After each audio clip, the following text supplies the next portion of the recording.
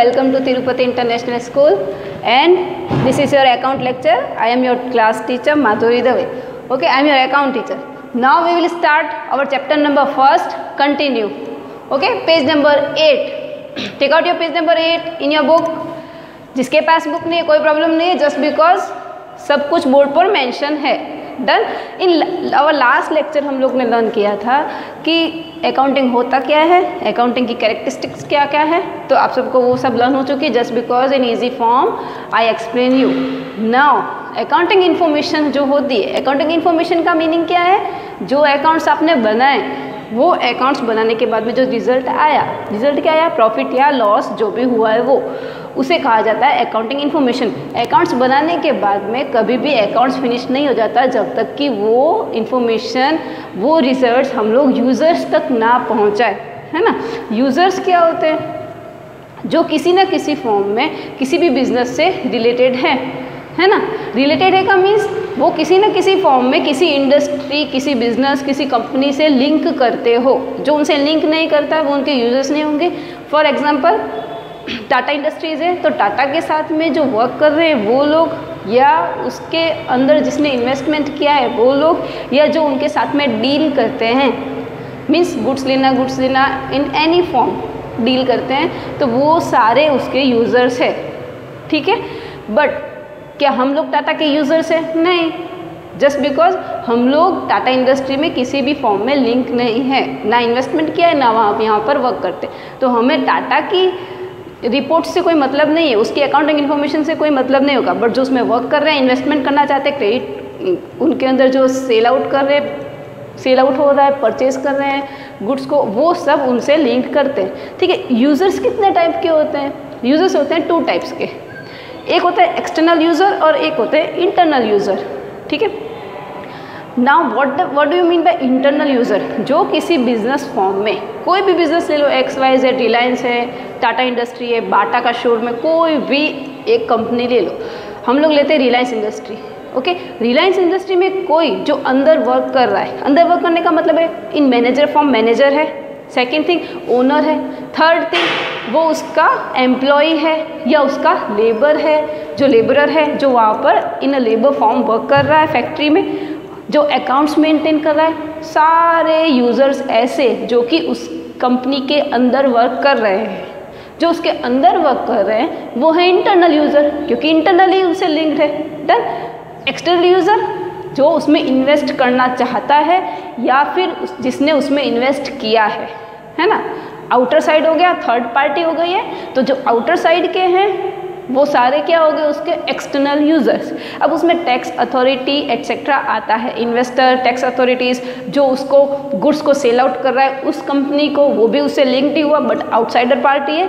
तो that's why जो उसके अंदर काम नहीं करके बाहर काम करते हैं, पर उससे लिंक्ड है, जो कि उससे लिंक्ड है बट आउटर पार्टी है, तो वो होते हैं एक्सटर्नल यूज़र. एक्सटर्नल यानी बाहर का, इंटरनल यानी अंदर का. डन. तो जब तक अकाउंटिंग इन्फॉर्मेशन, इसका मीन्स अकाउंट कंप्लीट होने के बाद की जो इन्फॉर्मेशन है प्रॉफिट या लॉस, वो प्रॉफिट और लॉस की इन्फॉर्मेशन, वो सारा अकाउंट जब तक यूज़र्स के पास में नहीं पहुंचता तब तक अकाउंट्स फिनिश नहीं होता है. डन. नाउ हम लोग सिंपल कैरेक्टरिस्टिक्स लर्न कर चुके हैं, एक्सप्लेन कर चुके हैं, आपको वो समझ में आया. Now qualitative characteristics of accounting information. Accounting information की क्वालिटेटिव कैरेक्टरिस्टिक्स क्या क्या होनी चाहिए? ठीक है. तो there is the first point is reliability. Take out your page number 8. उसमें 1.2.1 है, लेट्स डू इट बॉक्स के जस्ट नीचे. ठीक है. उसमें फर्स्ट पॉइंट है रिलायबिलिटी.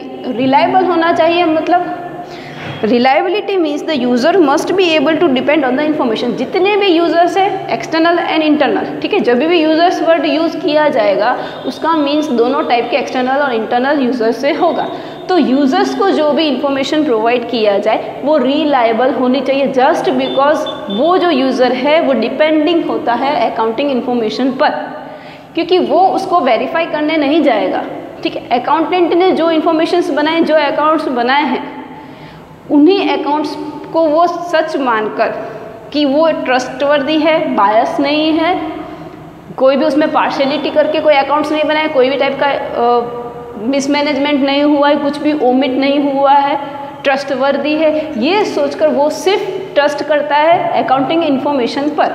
दैट्स वाई वो रिलायबल होनी चाहिए। जस्ट बिकॉज जो यूज़र होंगे वो अकाउंटिंग इन्फॉर्मेशन को देखकर वो सारे अकाउंट चेक तो करेंगे नहीं। जो फाइनल रिपोर्ट आप अकाउंटेंट देगा, जो उसके सामने होगी, वो फाइनल अकाउंटिंग इन्फॉर्मेशन को देखकर ही डिसीजन लेगा, चाहे वो बाहर का हो चाहे वो अंदर का हो। ठीक है। अब फॉर एग्जांपल इन्वेस्टर है, अगर अकाउंटिंग इन्फॉर्मेशन में शो हो रहा है कि प्रॉफिट इंक्रीज होता जा रहा है किसी कंपनी का, किससे पता चलेगा? उसे अकाउंटिंग इन्फॉर्मेशन से। जस्ट बिकॉज वो होल ईयर के अकाउंट्स देखने नहीं जाएगा किसी कंपनी के। एट लास्ट जो इन्फॉर्मेशन प्रोवाइड की होगी कि कंपनी को प्रॉफिट हो रहा है या लॉस, उस बेस पर वो और इन्वेस्ट करेगा, या फिर अगर लॉस हो रहा है तो इन्वेस्ट को कम कर देगा, है ना, इन्वेस्टमेंट कम करेगा। सो अकाउंटिंग इन्फॉर्मेशन पर ही डिपेंड है उसके डिसीजंस। किसी कंपनी, अगर कंपनी क्या करे, अकाउंटेंट अगर मे बी ट्रस्टवर्दी नहीं होकर, रिलायबल ना होकर जो इन्फॉर्मेशन है वो ऐसे ही प्रॉफिट बता दे, ठीक है, हमारी कंपनी को ईयरली 1 लाख का प्रॉफिट हो रहा है, ईयरली 2 लाख का प्रॉफिट हो रहा है, जबकि इन रियल वो नहीं हो रहा हो, देन इन्वेस्टमेंट को गलत न्यूज़ पहुंचता है, रॉन्ग जो उसको इन्फॉर्मेशन है वो प्रोवाइड की जा रही है, जो कि रॉन्ग है। दैट्स वाई जो अकाउंटिंग इन्फॉर्मेशन है वो कैसे होनी चाहिए? रिलायबल होनी चाहिए। Just because users are dependent on accounting information. So the reliability of accounting information is determined by the degree of correspondence between what the information convey, information जो दी जा रही है, about the transaction or events that have occurred, measured and displayed, जो हुआ उसके according ही information accounts maintain किए जाए, जो करेक्ट है वो ही शो किया जाए, है ना। अच्छा दिखाने के लिए या अपनी कंपनी को हाई लेने करने के लिए या फिर इन्वेस्टर को इनवाइट करने के लिए रॉन्ग इन्फॉर्मेशन प्रोवाइड नहीं किया जाएगा। जो रियल में हो रहा है, प्रैक्टिकली जो फॉर्म के साथ में कंपनी के साथ में हैपेंड है वो ही अकाउंट्स दिखाया जाए, रॉन्ग प्रॉफिट या लॉस को शो ना किया जाए। डन। और reliable information should be free from error. जो इन्फॉर्मेशन है वो रिलायबल होना चाहिए। रिलायबल कैसा है? फ्री फ्रॉम एरर होना चाहिए, उसमें मिस्टेक्स नहीं होनी चाहिए। डन। एरर नहीं होनी चाहिए, गलती नहीं होनी चाहिए उसके अंदर, तभी तो करेक्ट प्रॉफिट या लॉस शो होगा। ठीक है। एंड नॉट बायस, बायस नहीं होनी चाहिए कि अच्छा ठीक है मुझे अपनी कंपनी को अच्छा दिखाना है तो मैं उसका ज़्यादा प्रॉफिट दिखा दूँ, कुछ भी अकाउंट्स मेंटेन करके नहीं होना चाहिए, बायस नहीं होना चाहिए, फ्री फ्रॉम बायस होना चाहिए। एंड फेथफुली होनी चाहिए, फेथफुली एंड ट्रस्टवर्दी होनी चाहिए। जस्ट बिकॉज यूज़र्स उसी पर ट्रस्ट कर अपना डिसीजन लेते हैं। डन। तो what it mean to be represent, जो उसको रिप्रेजेंट कर रहा है वो रिलायबल, फ्री फ्रॉम एरर होना चाहिए। ठीक है। सेकंड क्या दिया है आपको कि बायस नहीं होना चाहिए, एकदम फ्री होना चाहिए। ठीक है। And third point is trustworthy होना चाहिए। ठीक है। अकाउंटिंग इन्फॉर्मेशन रिलायबल होना चाहिए क्योंकि यूजर्स उसके थ्रू ही डिसीजंस लेते हैं। तो फर्स्ट पॉइंट इज रिलायबिलिटी। ठीक है। Now second point is relevance. Relevance, to be relevant information must be available in time. अब अगर रेलेवेंस का मतलब है 1 ईयर का टाइम पीरियड होता है, 1 ईयर टोटल ईयर में कितना प्रॉफिट हुआ, किसी कंपनी को कितना लॉस हुआ। देन अब मैं ये वाला ईयर का जो इन्फॉर्मेशन है अकाउंटिंग, अगर वो मैं नेक्स्ट ईयर प्रोवाइड करूँ, देन यूज़र्स क्या हो जाएंगे, मिसजज करेंगे, या फिर वो जो इन्फॉर्मेशन है वो उनके लिए यूज़फुल नहीं है, क्योंकि इस ईयर को देखकर ही वो लोग डिसीजन लेंगे, जो भी इंटरनल या एक्सटर्नल यूज़र्स है वो। बट इफ़ मैं इस ईयर का प्रॉफिट या लॉस नहीं दिखाकर लास्ट ईयर का इस साल दिखाऊंगी तो वो लोग कैसे डिसीजन लेंगे? या मैंने दिखाया ही नहीं, ऑन द टाइम कुछ भी इंफॉर्मेशन प्रोवाइड ही नहीं किया, तो इन्फॉर्मेशन टाइम पर नहीं आने से डिसीजंस डिले हो जाएंगे, या फिर हो सकता है कि यूज़र्स दूसरी कंपनी में इन्वेस्ट कर दे। ठीक है। तो information must be available on time, correct time पर इन्फॉर्मेशन दिया जाना चाहिए। ठीक है। जैसे ही 1 ईयर कंप्लीट हुआ, 12 मंथ्स कंप्लीट हुए, तो 12 मंथ्स के बाद में रिपोर्ट आउट करते हैं वो लोग अकाउंट्स कंप्लीट फिनिश करके, क्योंकि आपको पता है कि आपको ये भी मालूम है कि जब अकाउंट्स क्लोज कब होता है, मोस्ट ऑफ अकाउंट्स क्लोज होते हैं 31 मार्च। कौन सी डेट को होते हैं? 31 मार्च। एंड स्टार्ट होते हैं 1 अप्रैल। बट 80 to 90% यही डेट यूज़ करते हैं। बट कुछ कंपनीज जो यूज़ करती है वो 1 जन से स्टार्ट कर 31 दिसंबर को क्लोज करती है अकाउंट्स। दोनों में टाइम पीरियड कितना है? 12 मंथ्स का है। डन। तो जब 31 मार्च या 31 दिसंबर आए तो आप अपने अकाउंट्स क्लोज करो एंड फाइनल रिपोर्ट टाइम पर यूजर्स को प्रोवाइड करो. That is more important thing. Done. The next thing is helping them from prediction about the outcomes of past. जो रिपोर्ट्स आई होंगी उस पर डिपेंडेंट होकर पास्ट इन्फॉर्मेशन के अकॉर्डिंग ही वो लोग क्या करेंगे, नेक्स्ट डिसीजन लेंगे. पास्ट में कंपनी ने 10,000 प्रॉफिट किया था, नाउ नेक्स्ट ईयर वो 20,000 कर रही है, तो कंपनी अप जा रही है, तो हम लोग उसमें ज़्यादा इन्वेस्ट कर सकते हैं. इफ़ 10,000 प्रॉफिट था last year, this year 5,000 profit ही हुआ है, जो कि उनको अकाउंटिंग इन्फॉर्मेशन से पता चलेगा, है ना. तो क्या करोगे, इन्वेस्टमेंट करोगे? नहीं करेंगे. नहीं, इसमें कम इन्वेस्टमेंट कर दो. यह बिल्कुल ही इन्वेस्ट करने जैसा नहीं, जस्ट बिकॉज कंपनी में प्रॉपर वर्क या किसी और अदर रीज़न से कंपनी को प्रॉफिट कम हो रहा है, प्रॉफिट हो रहा है बट कम हो गया है, तो उसमें इन्वेस्ट करना सूटेबल नहीं है ना. प्रेजेंट और फ्यूचर इवेंट्स एंड ऑल, ठीक है. जो भी आउटकम्स आता है पास्ट, प्रेजेंट और फ्यूचर से रिलेटेड होगा, क्योंकि जो भी अकाउंटिंग इन्फॉर्मेशन आएगी तो पास्ट इन्फॉर्मेशन से मैच करके देखेंगे, प्रेजेंट में डिसीजन लेंगे एंड इन फ्यूचर इन्वेस्टमेंट को बढ़ाना है, कम करना है, कंपनी के साथ में वर्क करना है या नहीं करना है, यूजर्स उसको डिसाइड करते हैं. Done. Second point is confirming and और correcting their past evaluation. Confirm करते हैं पास्ट इवेल्यूएशन से उस चीज़ को, प्रेजेंट है पास्ट से उसको कंफर्म करेंगे, है ना. ठीक है. Now our third point is understandability. अगर आपको अभी अकाउंट्स आते हैं, नहीं आते, तो मैं कोई भी अकाउंट बनाकर आपको दिखाऊं, है ना, तो क्या आपको उससे पता चलेगा कि कंपनी ने क्या क्या शो किया है? नहीं. Just because the way of represent you can't understand the method. So the most important thing कि यूज़र्स वो ही अंडरस्टैंड समझने चाहिए, उनको जो समझ में आता है उसी लैंग्वेज में प्रॉफिट या लॉस जो हो रहा है वो अकाउंटिंग इन्फॉर्मेशन प्रोवाइड किया जाए. अकाउंटिंग इन्फॉर्मेशन का मतलब है सारे अकाउंट्स को छोटे फॉर्म में बता देना कि प्रॉफिट कंपनी को हो रहा है या लॉस हो रहा है एंड फ्रॉम विच रीज़न, कौन से रीजंस की वजह से प्रॉफिट हाई गया है या प्रॉफिट डाउन गया है या लॉस जो हो रहा था उससे कम लॉस हो रहा है या लॉस हुआ है. डन. तो जो इन्फॉर्मेशंस होनी चाहिए अकाउंटिंग इन्फॉर्मेशन वो यूज़र्स को अंडरस्टैंडेबल होनी चाहिए. The accounting information which company given to the users in which form, in which they can understand, in which language they can understand. जो अंडरस्टैंड करेंगे वही लैंग्वेज में. इन सिंपल एग्जांपल अगर दूँ, जो मैं आपका अकाउंट लेक्चर ले रही हूँ, अगर मैं उसे अभी कन्नड़ या तमिल लैंग्वेज में बोलना शुरू करूँ तो क्या आप समझोगे? नहीं. अकाउंट लेक्चर में मैं यही पढ़ा रही हूँ, but in other language use करना शुरू कर दूँ जो आपको समझ में नहीं आती है तो आपको समझ में नहीं आएगा. पढ़ा तो मैं अकाउंट ही रही हूँ बट फिर भी आपको नहीं आएगा. सो आपको कौन सी लैंग्वेज में समझाया जा रहा है? जो आप अंडरस्टैंड करते हो, इन हिंदी और English. Done. So accounting information भी सेम फॉर्म में यूज़ करना है कि वो जो अंडरस्टैंड कर सकते हैं यूज़र्स उसी लैंग्वेज में बताया जाए. प्रॉफिट लिखा हुआ आएगा तो गेन लिखा हुआ आएगा अगर अकाउंटिंग इन्फॉर्मेशन में, तो वो लोग क्या देखेंगे, अच्छा ठीक है प्रॉफिट लिखा है, कंपनी प्रॉफिट कमा रही है, उसको समझ में आएगा.